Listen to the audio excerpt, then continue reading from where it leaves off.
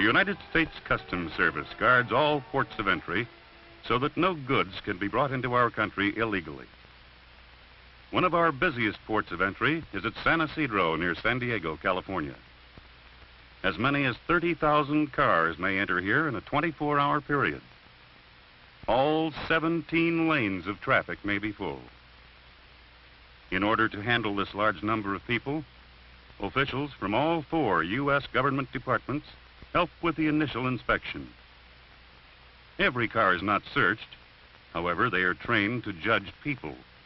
And while they are polite, they can be very severe when people break the law.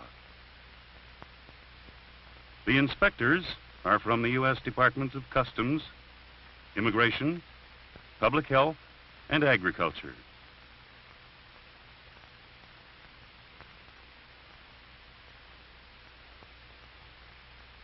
The inspector questions this man and asks to see the trunk of his car. He finds nothing wrong here.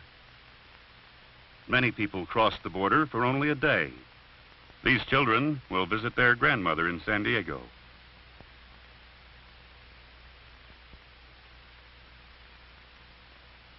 Some men come to San Diego often on business. The officer knows Mr. Odessa well. He's going to San Diego to buy merchandise for his hardware store.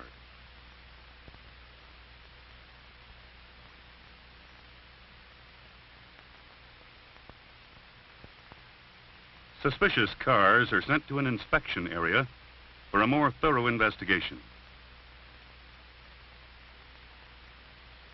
This man looks questionable. An officer from the U.S. Department of Agriculture checks his papers and questions him. The man hands over a bottle of liquor that was not declared. The law requires that the bottle be confiscated and he pay a fine.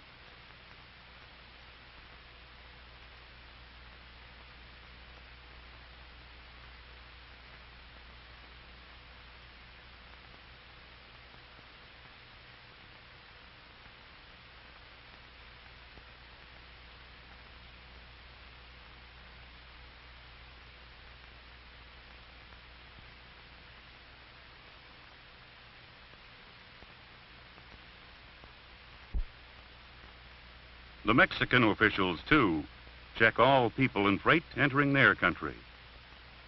Every country has different laws for collecting duty. The Mexican officials work closely with the American officers in their effort to stop smuggling. They are especially anxious to stop the narcotics traffic and to arrest the dope smugglers. Tourists enjoy the picturesque life in Mexico. The shops have articles not found in the United States, such as sombreros, leather goods, silver, curious handcrafts. Whether they are going to Mexico for pleasure or business, after they cross the line, they're foreigners. And all their actions are governed by a different set of laws. People who leave this country must be sure they can prove they're Americans when they return across the line. These people have been checked by the U.S. Public Health Service and the immigration authorities and are now ready to go through customs. Since these Americans have been in Mexico only for the day, they have little baggage and the inspection is brief. The Mexican people also like to spend a day in the United States to shop in our stores.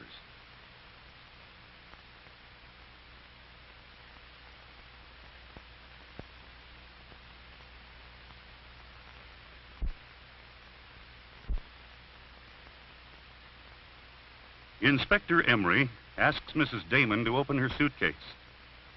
Mrs. Damon seems upset, and the officer goes through her bag carefully. It might contain smuggled goods or illegal money.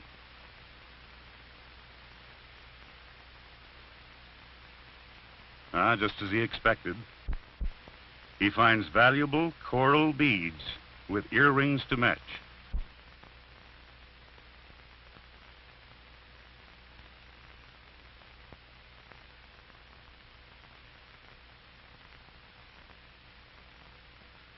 Amber from French Indochina, and jade from India. Tourists to Mexico are permitted a liberal allowance. However, they must declare their valuables, and if they exceed the limit, they are subject to a fine. Mrs. Damon will pay a fine because she did not declare her purchases. A train is only passing through a corner of Mexico. The officer will seal the cars so they cannot be opened while out of the country.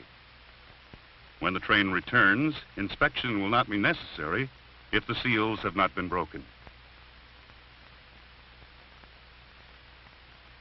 The United States is bordered by two friendly nations.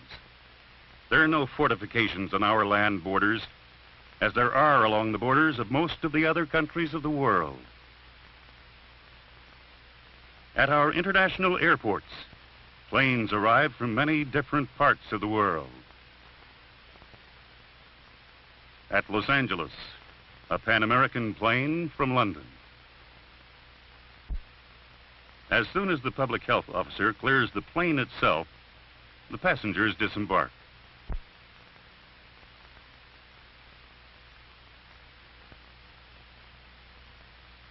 First, they must pass the inspection of the United States Health Service.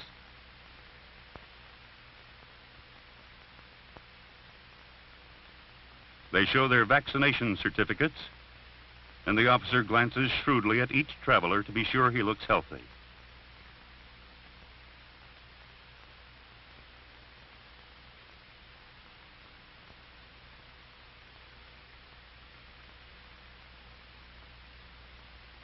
Next, the immigration inspectors check their passports to be sure they are entering legally. Then on to Customs Department for baggage inspection.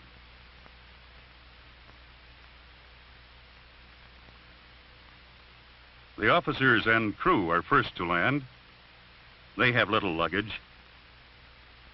Many rules cover the variety of imports. A biology professor is bringing in some unusual roots to use in research.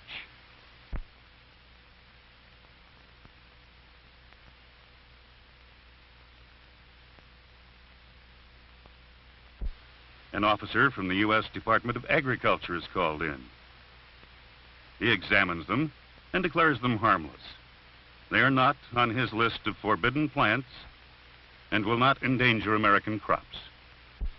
Mrs. Blair brings in a number of things, among them a bottle of rare liqueur, which she failed to declare. The liqueur will be confiscated, and she'll pay a fine. Small fines are paid here.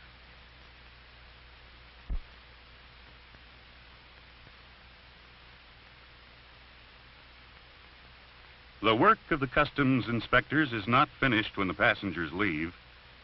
They must check their papers and make out their reports, which will be sent to Washington, D.C. and placed on file. Ships and planes bring quantities of merchandise to New York, our greatest importing city. Shops here are famous for articles from abroad. At Kennedy Airport in New York, passengers from the different airline companies are brought to the International Arrivals Building for their customs inspection. Friends and relatives waiting for passengers may watch the customs procedure from the balcony.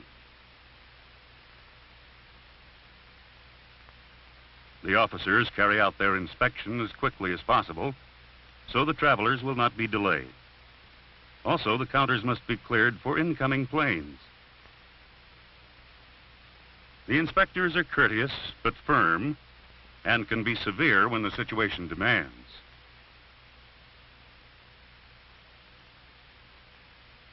Children watch the procedure with interest. They're impressed with the quiet efficiency with which the officials carry out their difficult work.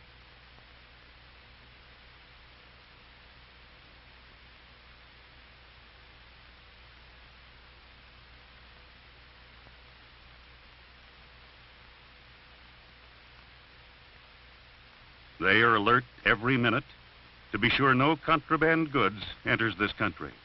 No smuggling. 10,000 passengers pass inspection in this airport each day.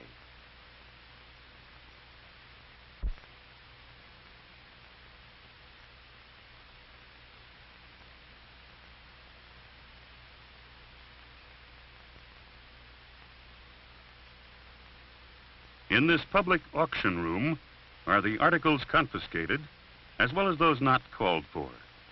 The travelers may have died or forgotten their parcels, or have given the wrong addresses. After a period of time, this merchandise is sold at auction. The sales are advertised, and people may come ahead of the public auction to examine the articles and decide which they want to bid on.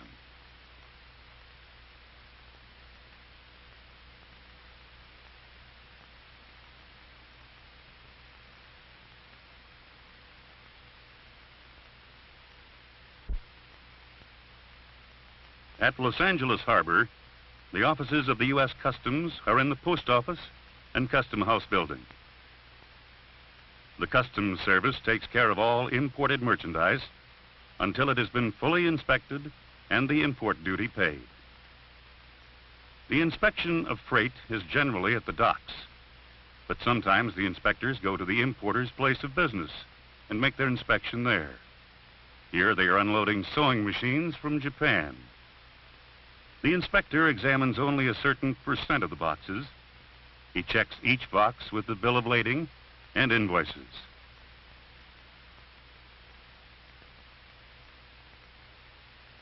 Each year, more than $18 billion worth of merchandise comes to this country from foreign ports.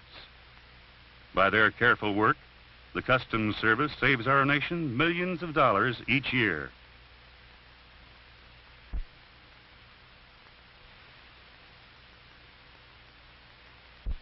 It's hard to believe this crate contains 2 complete airplanes, an example of modern engineered packing. Notice when the lift pulls out how the crate has already been placed on a movable lift. Now it can easily be pushed to its dock location.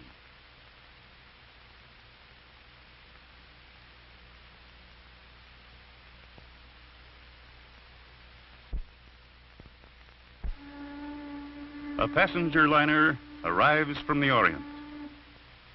Friends are on hand to greet the travelers. The public health and immigration officers made their inspection on board while the ship was docking.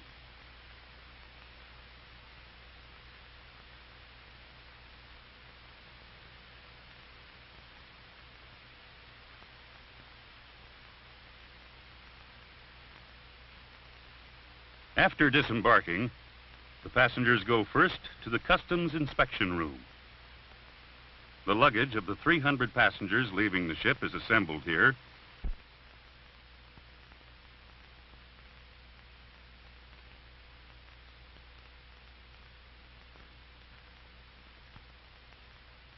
And then placed alphabetically according to the individual's last name. Thus, each passenger can locate his own luggage.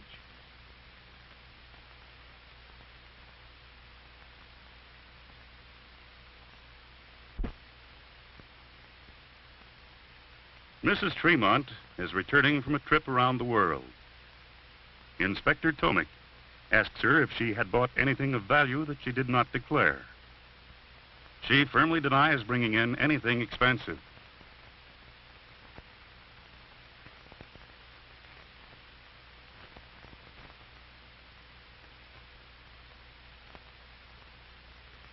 But the officer is not convinced. His trained hands quickly investigate the different pockets of the suitcase. People hide things in odd places, such as pillboxes, belts, the heels of shoes, and false-bottom suitcases.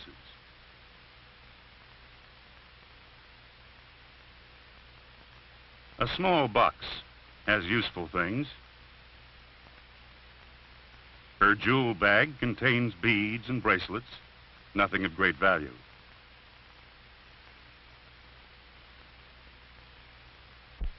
Her cosmetic bag looks harmless, but he decides to look further.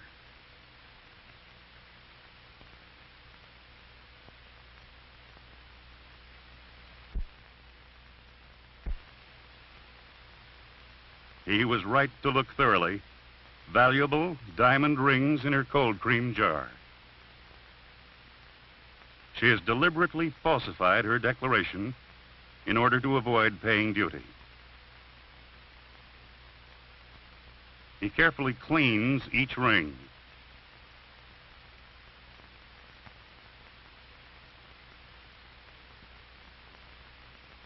Well, they're indeed very fine stones.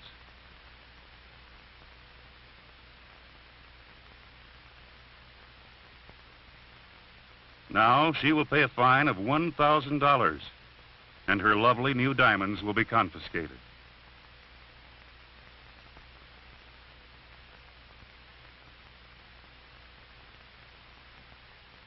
She's not a criminal, but did not realize how important it is to make a truthful declaration.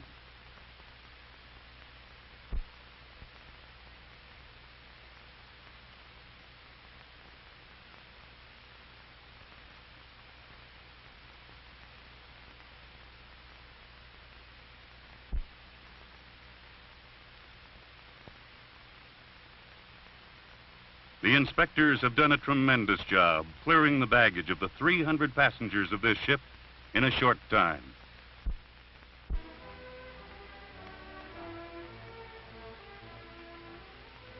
And so the fine work of the U.S. Customs Service continues, as it has for 175 years, playing an important role in the American economy, enforcing the laws of the land. Our country's trade is safe as long as the customs inspectors stand guard night and day at our ports of entry.